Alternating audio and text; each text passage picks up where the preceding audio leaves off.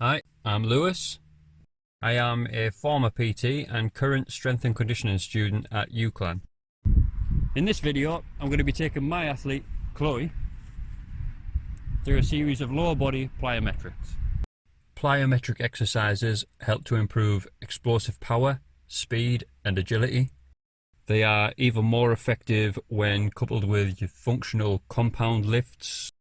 These are deadlifts, squats, bench, Olympic lifts and so on.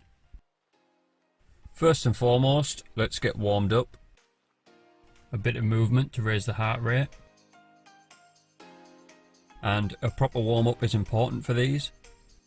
It's going to allow you to perform them better. And the better we do in training, the better results we're going to get. Chuck in some dynamic stretches to mobilise. Avoid doing any static stretching in the warm-up. Any static or holding stretches will actually hinder performance for these exercises, so keep moving.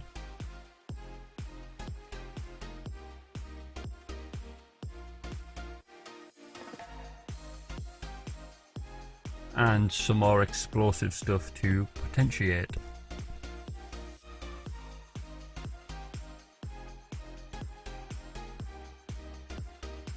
And we're ready to work.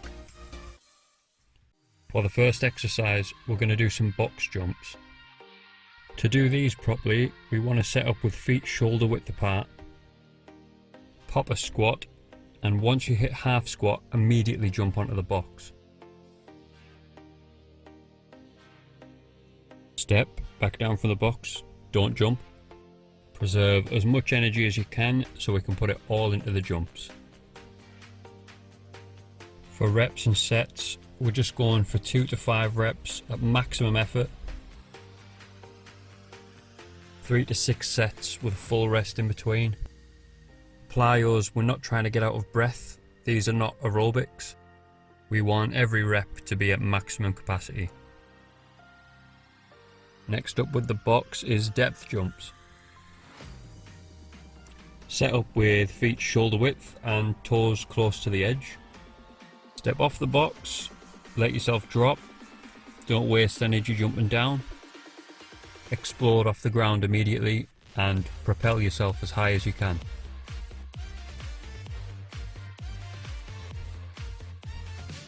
Step back up and repeat.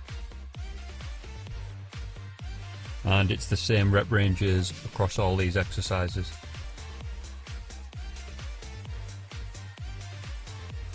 We're not trying to burn calories or build endurance with these.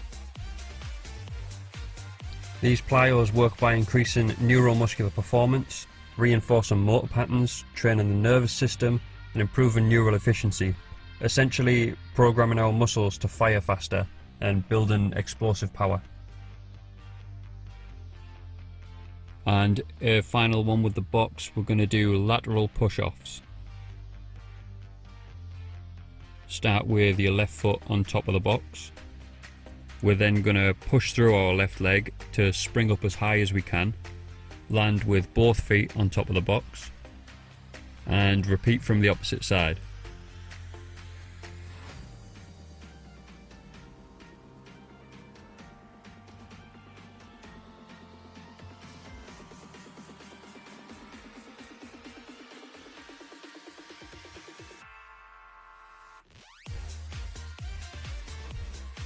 For this one, we're going to be using the agility ladder and pushing off both feet simultaneously. We're going to hop diagonal from one side to the other. Immediately jump back over as soon as those feet touch the ground. We want to do this as fast as possible. Do not double hop, there should be no pause. Ladders can be narrowed if the distance is too challenging.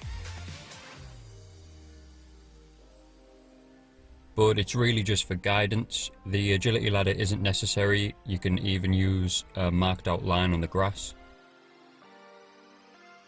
And similar to the last one, with single leg lateral hops, we're going to do the same again, just on one leg. And make sure to balance it out by switching legs at each length. and we're going to finish up with some bounding. By far the funniest looking, but also one of the most effective. Starting with a moderate pace run to gain some momentum. We're then going to leap into a very exaggerated running motion.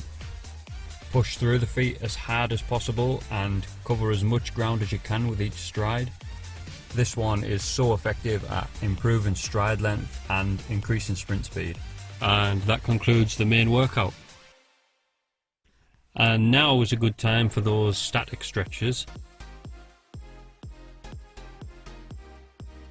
And similar to resistance training, you're going to want to take rest days between plyo workouts for the muscles to recover and adapt. So it would be a good idea to schedule these in on the days you'd usually be doing your lower body resistance work, just to optimize your training routine. The full session plan can be found by clicking more on the description box, and pop any other questions you might have in the comments section. Thank you for watching.